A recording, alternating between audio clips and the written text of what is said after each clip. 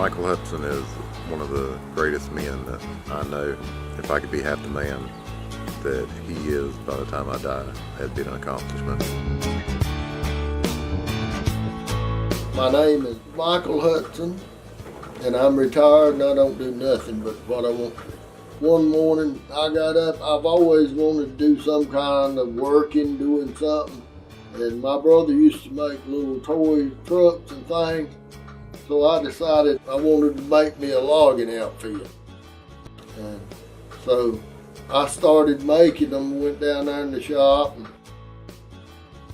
I really got surprised. His shop, to describe it, is his own organized chaos.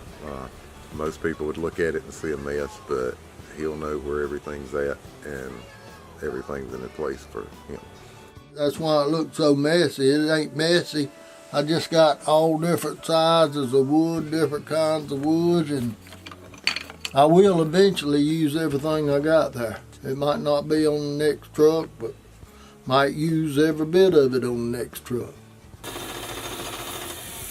Well, I needed something to do, and I wanted something challenging, and my brother had made them, and he used patterns and just the rough toy, and I made a couple of them, and I seen right off that I needed to do something else because that wasn't making me happy. So I just started looking at pictures and trying to figure out how to make them, in which I could have looked up online, probably got patterns, but I didn't want a pattern. I want mine. Every one I make, I can't make another one like it because every one of them's different. I've got no pattern. It's hard to put it in words, but when you're doing something that you think somebody's going to really appreciate, and it's like whatever they drive or whatever, and you start noting a lot of details you generally wouldn't note. So after you get through and you look at it, and if you can get back and smile, you know they'll really enjoy it. So there's a lot of attention and a lot of love into a toy like that. And that's what you call priceless. I ain't doing it for no money, I'm doing it for pleasure. And the Lord has blessed me with some of the prettiest things I've ever seen. Even my wife told me that they look good. I'm Peggy Gardner Hudson, and I'm Michael Hudson's wife. I met Michael, he was thumbing a ride, and I come by and I picked him up in my 56 blue and white Ford. And we went to the drive-in. Remember that one? I sure do. There's your 56 Ford. And my wedding suit that you fussed about the whole time. You wouldn't get married to nobody that was wearing boots. And I told her we wouldn't get married then. Michael is an asshole every once in a while. He loves to pull pranks and junk like that. But I love him anyway because that's what marriage is about. Michael went in service right out of high school, and then we got married after he was in service.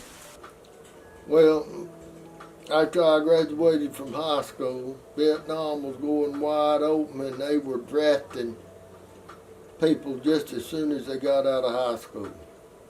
And everybody, you knew you had to go. There wasn't no getting out of it, no crying about it. So I was out about school about 8 months. I got my notice from Uncle Sam. And this poor old country boy had never been out of Montgomery County hardly, and there I had to leave. And it was real scary because there were so many people dying. And I didn't want to go die. I didn't want to go. I got on the bus at Mount Gilead, and Mom and Daddy was up there, and Peggy, and we was courting. And man, I sure hated to leave. When I found out Michael was being drafted, I felt sad because the Vietnam War was going on, and I was afraid he'd go over and get killed, and I wouldn't have him no more. The 101st was on orders for 18 months to go to Vietnam. And when I had the 18 months in, the orders come down and the 101st was going. And back then, if you had 6 months or less, they wouldn't send you overseas. I don't know, I just take it as a blessing I didn't have to go. And after I got out, me and Peggy, we settled down and she got pregnant. And that was something that I reckon the good Lord just, it was time, so we just was happy over it. I mean, that was a feeling that just happened. That was just me and Peggy up there, no other family around, nobody. It was just me and her and Mikey. That's how we started off our family.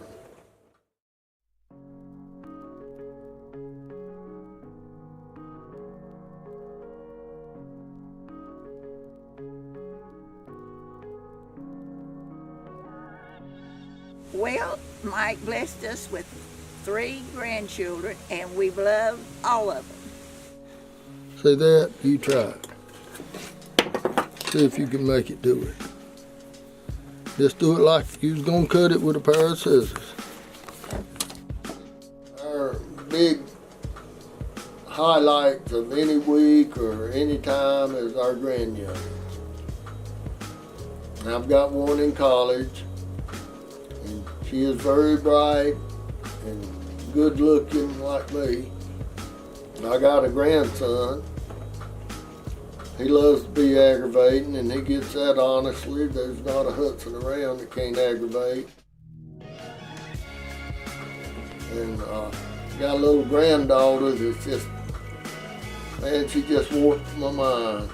I went through the same thing with the older sisters, and it's just a flashback whenever I see her doing the same thing, and it just tickles me to death.